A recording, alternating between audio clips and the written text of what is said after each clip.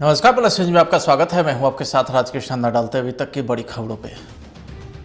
बिहार के सभी शिक्षक शराबबंदी को कामयाब बनाने के लिए शराबियों को पकड़ने का काम करेंगे, शिक्षा मंत्री ने दिया आदेश। सरकार के आदेश के बाद गुस्से में है सरकारी शिक्षक। आरजेडी ने किया तंज तो भाजपा ने कहा अच्छा फैसला। रेलवे बोर्ड अगर मांग पूरी नहीं करेगी तो 5 मार्च को राज्यव्यापी धरना करेंगे। आयशा इनोस ने प्रेस कॉन्फ्रेंस कर दी जानकारी। अब खबरें विस्तार से।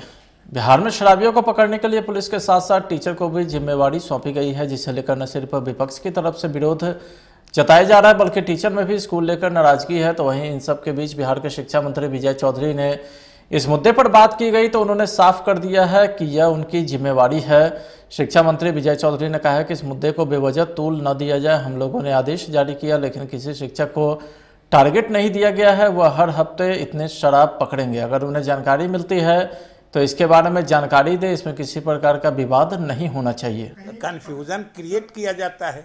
कन्फ्यूजन हमेशा क्रिएट किया जाता है, कन्फ्यूजन होता नहीं है, कन्फ्यूजन क्रिएट किया जाता है। और इसमें कोई कन्फ्यूजन नहीं है कि ये चीजें सरकार के तरफ से पहले सभी नागरिकों से अपील की जा चुकी थी। वही विभाग ने अपने कर्मचारियों से अपील की है, शिक्षक हमारे सम्मानित शिक्षकों से अपील की है। इसमें कोई उनको जबरदस्ती कोई ये तो नहीं फिक्स कर दिया गया है कि आपको सप्ताह में इतनी सूचना देनी है। तो इसको अनावश्यक मतलब मुद्दा क्यों बनाया जा रहा है? देखा जा रहा है कि सर शिक्षकों पे पहले से ही ऑलरेडी प्रेशर है और इलेक्शन भी। अरे कहाँ प्रेशर, इसमें कोई प्रेशर, उनको कोई एडिशनल ड्यूटी दे दी गई। यही तो कह रहे हैं, यही सब होता है अनावश्यक कन्फ्यूजन क्रिएट कराना, जो अभी हम कहे ना, यही सब बोल के कन्फ्यूजन आप लोग क्रिएट करा देते हैं ना। चलिए, अरे हो गया, चलिए चुनाव के ड्यूटी के अलावा। अरे अब चलिए ना, जब एक बार हो गई बात तो। बिहार सरकार शराबबंदी को सफल बनाने के लिए एड़ी चोटी का जोर लगा रही है। शराब ढूंढने के काम में पुलिस प्रशासन तो लगा ही है। अब सरकारी स्कूल के शिक्षक के साथ साथ शिक्षा सेवा और तालीमी मरकज के सेवक को शराब ढूंढने के काम में लगाने का आदेश दिया गया है। इसका विरोध हो रहा है। बिहार सरकार के शिक्षा विभाग ने राज्य भर के सरकारी स्कूल के लिए यह आदेश जारी किया, लेकिन उसके इस आदेश के बाद बवाल मच गया है। बिहार में शराबबंदी की जिम्मेवारी शिक्षकों को मिलने पर शिक्षक संघ में रोष है। बिहार परिवर्तनकारी शिक्षक संघ ने सरकार से गैर शैक्षणिक कार्यों से टीचर को मुक्त करने की मांग की है। इसके विरोध में प्रदेश भर में शिक्षक सड़क पर उतरकर इसका विरोध भी करेंगे। शिक्षा मंत्री के इस आदेश के बाद जहां सियासत गर्म है, वहीं आरजेडी और बीजेपी ने मीडिया के सामने अपने अपने इस मुद्दे को लेकर बयान भी साझा किए। बिहार सरकार ने जो फरमान किया है जारी, देखिए, नीतीश सरकार ने एक बेतुका और तुगलकी फरमान फिर से जारी किया है। राज्य के शिक्षक अब विद्यालयों में छात्रों को पढ़ाने के बदले शराबियों और शराब माफियाओं की तलाश करेंगे। राज्य के शिक्षकों में भारी आक्रोश है। उनको अपनी सुरक्षा की चिंता है। जो काम राज्य की पुलिस नहीं कर पाई, सरकार पूरी तरह से शराबबंदी कानून सफल करने में विफल साबित हो रही है। शराब माफियाओं, शराब तस्करों को संरक्षण प्राप्त है। सरकार का एक पैरेलल इकोनॉमी शराब माफियाओं ने खड़ी कर दी है।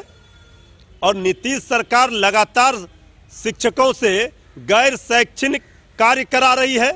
इसके पहले भी कई ऐसे कार्य हैं जिसमें शिक्षकों की ड्यूटी लगा दी जाती है। तो इसलिए शिक्षा व्यवस्था तो पूरी तरह से चौपट करके रखा है।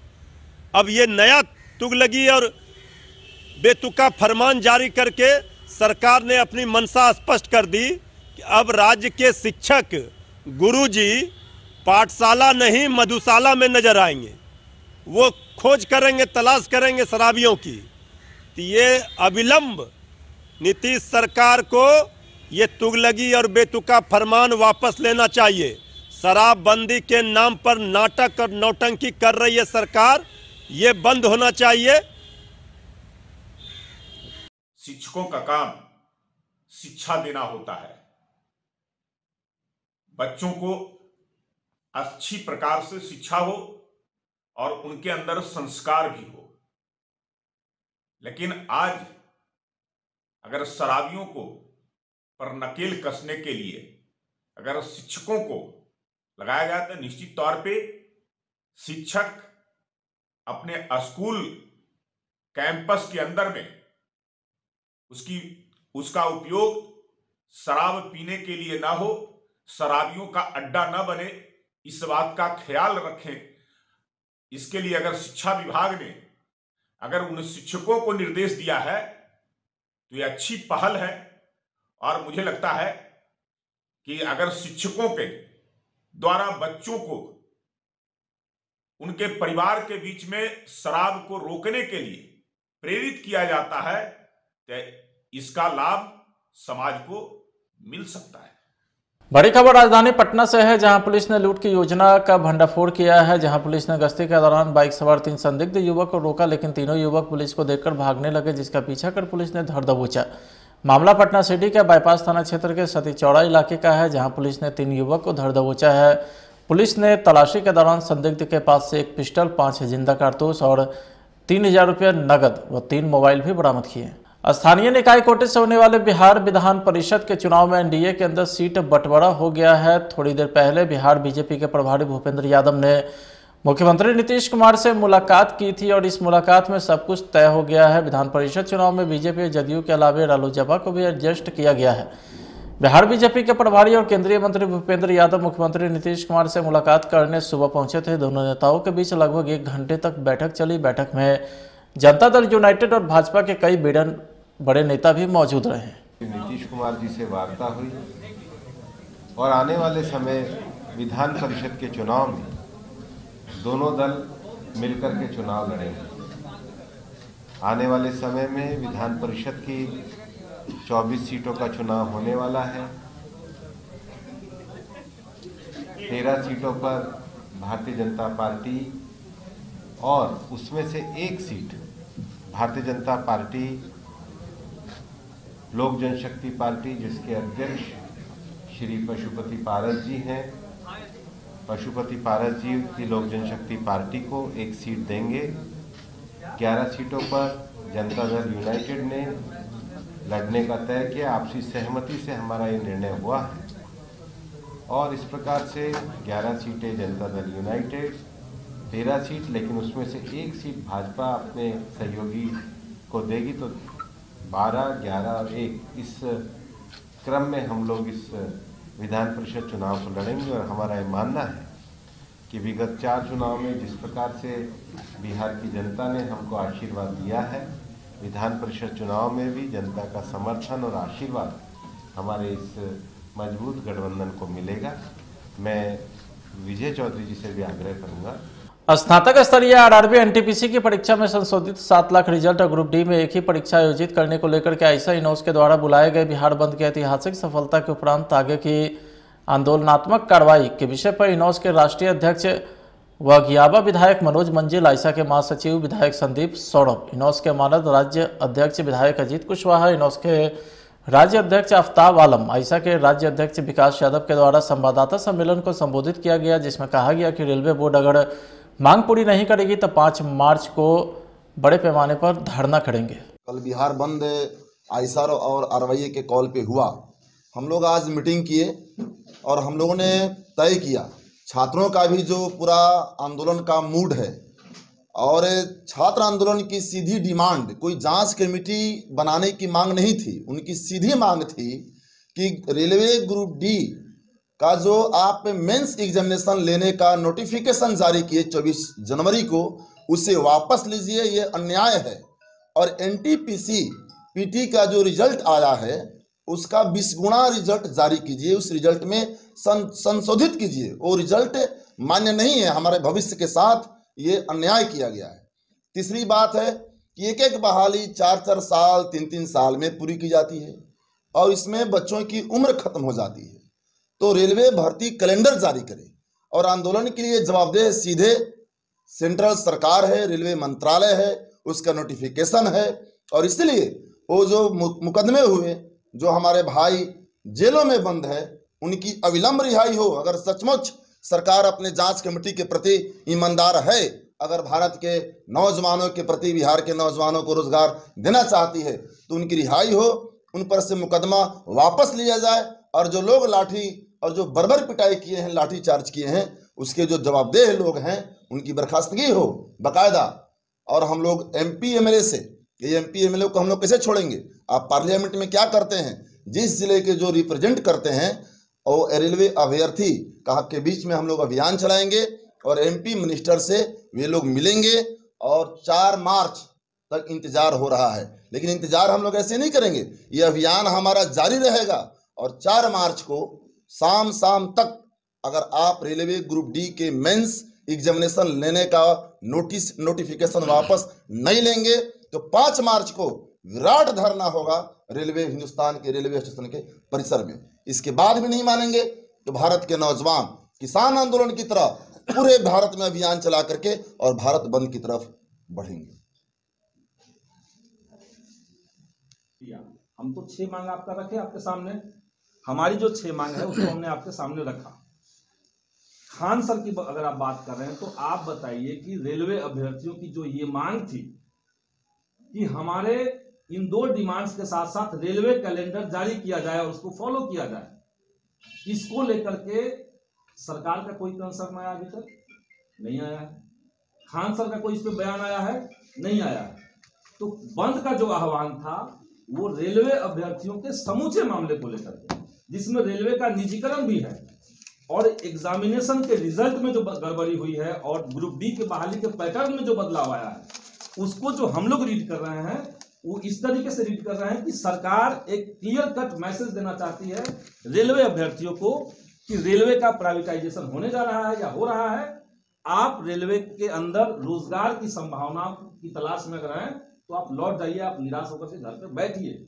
तो इसमें पूरा मामला जो है वो रेलवे के निजीकरण और साथ ही साथ लेट लतीफी 2014 में जब से केंद्र सरकार में सरकार बदली, मोदी जी जब से सत्ता में आए 14 से लेकर के 19 तक अगर आप देखिए पहला टर्म जो सरकार का रहा उसमें रेलवे में ज्यादातर जो पोस्ट है 2017 में सरकार ने सर्कुलर ला करके कहा कि 5 सालों से रेलवे के अंदर जो भी पद खाली थे उन पदों को खत्म कर दिया गया, उसको वैनिश कर दिया गया, वो पद हमेशा के लिए समाप्त हो गए।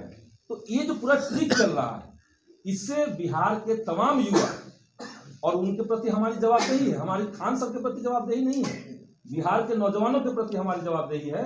तमाम युवा इससे हतोत्साहित थे और यही कारण है कि आयशा और इनकलाबी नौजवान सभा ने रेलवे के तमाम अभ्यर्थियों से बात करके, हमारी बैठकें भी हुई है, हम लोगों ने तय किया कि 28 तारीख को हम लोग बंद कंटिन्यू करेंगे।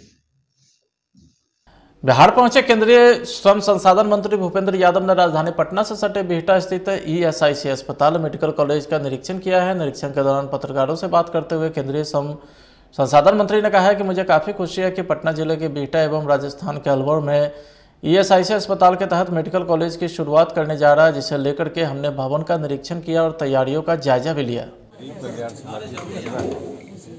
उसमें देश भर के श्रमिकों के लिए हम ईएसआईसी की योजना चलाते हैं। इस समय 3.5 करोड़ ईएसआईसी श्रमिक हमारे आईपी हैं और उनके 12 करोड़ से ज़्यादा उनके जो आश्रित हैं उनको मिलाकर के ईएसआईसी की मेडिकल की सुविधा दी जाती है। देश में 160 मेडिकल हॉस्पिटल, 600 से ज़्यादा डिस्पेंसरी भारत सरकार के द्वारा चलाई जाती है और 16 मेडिकल कॉलेज भी संचालित। मुझे इस बात की खुशी है कि पटना के बिहटा में और अलवर में ईएसआईसी के 2 मेडिकल कॉलेज इस साल हम शुरू करने जा रहे हैं। नए विद्यार्थियों का प्रवेश भी होने वाला है, प्रक्रिया पूरी होने जा रही है। शीघ्र ही इसका लोकार्पण भी हम श्रमिकों के कल्याण के लिए करने वाले हैं। उसका भी उद्घाटन कार्यक्रम विशेष रूप से आयोजित किया जाएगा। आज मैं इस पूरे भवन का निरीक्षण करने और इसकी आगामी तैयारियों का जायजा लेने के लिए ही मैं यहाँ पर आया था। माननीय प्रधानमंत्री जी के नेतृत्व में जो नए श्रमिक कोड बने हैं उसमें जो सबसे बड़ा हमारा कोड है वो सोशल सिक्योरिटी कोड। भविष्य में संगठित क्षेत्रों के मजदूरों के साथ साथ ईएसआईसी की इस योजना को असंगठित क्षेत्रों के मजदूरों के लिए भी हम लागू करने का काम करेंगे। और इसीलिए एक नया काम जो भारत सरकार के लेबर मंत्रालय के द्वारा किया जा रहा है वो ई श्रम पोर्टल का रजिस्ट्रेशन है। ई श्रम पोर्टल के रजिस्ट्रेशन में हम असंगठित क्षेत्र के मजदूरों को माननीय प्रधानमंत्री जी के निर्देश पे 2 लाख रुपए का एक इंश्योरेंस फ्री कवर भी दे रहे हैं। आज देश में 25 करोड़ से ज़्यादा मजदूरों ने ई श्रम पोर्टल पर अपना रजिस्ट्रेशन कराया है और हमने ई श्रम पोर्टल के माध्यम से 400 से ज़्यादा ऑक्यूपेशन को चिन्हित भी किया है। ये भविष्य में जो एविडेंस बेस्ड पॉलिसी और लास्ट माइल डिलीवरी जो माननीय प्रधानमंत्री जी का सपना है, उस सपने को पूरा करने के लिए हम लोग कार्य कर रहे हैं। और इसलिए इन जो श्रमिक हमारे जो मेडिकल कॉलेज खोलते हैं उसमें एक निश्चित कोटा हम श्रमिकों के बच्चों को भी देते हैं। ये भारत सरकार की अभिनव योजना है। मैं यहाँ के अधिकारियों के, डीन के, मेडिकल कॉलेज के लोगों के साथ भी बातचीत में हूँ। लगातार हमारे DG SI से आए हैं, हमारे राज्य के लेबर मंत्री, हमारे प्रदेश अध्यक्ष डॉक्टर संजय जायसवाल जी जो खुद प्रोफेशन से भी डॉक्टर हैं, जनप्रतिनिधि भी हैं।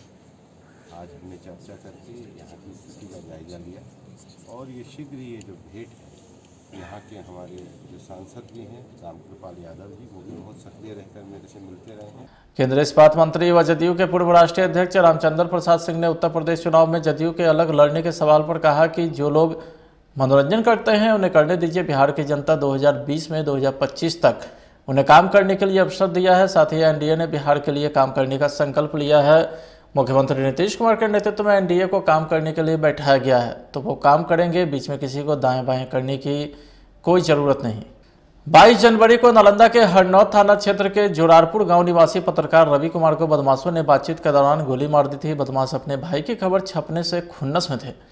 घटना की गंभीरता को लेते हुए पुलिस अधीक्षक नालंदा के द्वारा सदर DSP के नेतृत्व में एक टीम का गठन किया गया, जिसमें हरनौत थाने के अलावा अन्य पुलिसकर्मी एवं सूचना इकाई के पुलिसकर्मीगण शामिल थे। जो अभियुक्त गिरफ्तार हुआ है उसका लंबा आपराधिक भी इतिहास है। 5,500 रुपया और उस घटना में लूटे गए थे, उनकी भी बरामदगी और गिरफ्तारी के लिए हम लोग कार्रवाई कर रहे हैं। दूसरा मामला कैसे? दूसरा 22 जनवरी को एक रवि कुमार जो एक मीडिया के पत्रकार हैं, उनके द्वारा एक FIR दर्ज कराया गया था 34/22 हरनौत थाना में, जिसमें उन्होंने उल्लेख किया था कि वो जोरारपुर गांव में थे अपने ग्रामीणों के साथ। तो गांव के मल्लू यादव अन्य जो अज्ञात अपराध कर्मी के साथ कुछ मारपीट इत्यादि की घटना की गई। फिर उनको उनके पैर में गोली मारकर उनको घायल कर दिया गया था। इस घटना को पुलिस अधीक्षक महोदय के द्वारा काफ़ी गंभीरता से लिया गया और एक टीम बनाकर हम लोग इसमें अनुसंधान प्रारंभ हम लोगों ने अनुसंधान प्रारंभ किया, जिसमें जो मल्लू यादव है उनकी गिरफ्तारी के लिए माननीय न्यायालय से अविलंब हम लोगों ने अनुरोध करके गैर जमानती वारंट प्राप्त किया। फिर टीम के द्वारा अनुसंधान किया जा रहा था। अज्ञात अभियुक्तों को चिन्हित करने हेतु आज सूचना एवं टेक्निकल एविडेंसेस के आधार पर ज्ञात हुआ कि जो अज्ञात अपराध कर्मी है पुनः थाना क्षेत्र में कल्याण बीघा मोड़ के पास हथियार के साथ आए हुए हैं। तो उनकी घेराबंदी कर ये श्याम कुमार है, जो कि उनका लंबा आपराधिक इतिहास है, लूट, रंगदारी, आर्म्स एक्ट जैसे घटनाओं में आरोपित रहे हैं। उनको लोडेड हथियार के साथ 2 जिंदा गोली है, उसके साथ गिरफ्तार किया गया है। कुछ अपराध कर्मी उनके साथ जो थे वो भागने में सफल हुए, परंतु उन लोगों को हम लोगों ने चिन्हित किया है, जिनकी गिरफ्तारी हेतु भी हम लोग कार्रवाई कर रहे हैं। भागलपुर के नवगछिया पुलिस जिला के परबत्ता थाना क्षेत्र के राघोपुर गांव के एक महिला के साथ साल भर से छेड़खानी कर रहे युवक को ग्रामीणों ने पकड़कर उसकी कलाई पर महिला से राखी बंधवाई, जिसके बाद लड़के ने सार्वजनिक रूप से माफी मांगी और ताउम्र महिला को बहन के रूप में देखने की बात कही। पंचायत के सरपंच ने बताया कि बार बार महिला छेड़खानी की शिकायत कर रही थी। जब उसे ग्रामीणों ने छेड़खानी करते पकड़ा तो निर्णय लिया गया कि अगर युवक महिला को बहन मान ले और आगे से ऐसी हरकत नहीं करने का वादा करे तो इसे माफ़ी दी जा सकती है, जिसके बाद युवक ने ग्रामीणों की बात मान ली। चालू हो गया।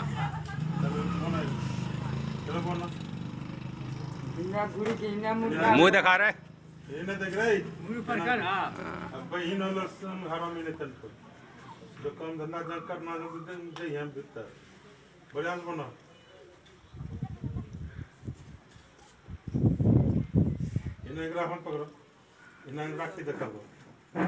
छपरा के सोनपुर सब्बलपुर में मध्यवर्ती पंचायत सब्बलपुर के पूर्व मुखिया भाजपा नेता गौतम कुमार चंदन की संदेहास्पद परिस्थिति में मौत हो गई। आशंका है कि गौतम कुमार चंदन को शराब में जहर देकर हत्या की गई, जिसका पुलिस ने शव को पोस्टमार्टम के लिए भेज दिया। बताया गया है कि गौतम कुमार चंदन बाजार गए थे, जहां वह बेहोशी की हालत में पाए गए, जिसके बाद परिजन उन्हें अस्पताल ले गए, जहां से पटना रेफर कर दिया गया, लेकिन रास्ते में ही उनकी मौत हो गई।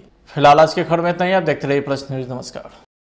एसिडिटी, गैस, खट्टी डकार, पेट फूलना और कब्ज, ऐसे में मेरी सलाह है आयुर्वेदिक मुल्तानी पश्मीना। ये पेट की सभी समस्याओं में पूरी तरह आराम देता है।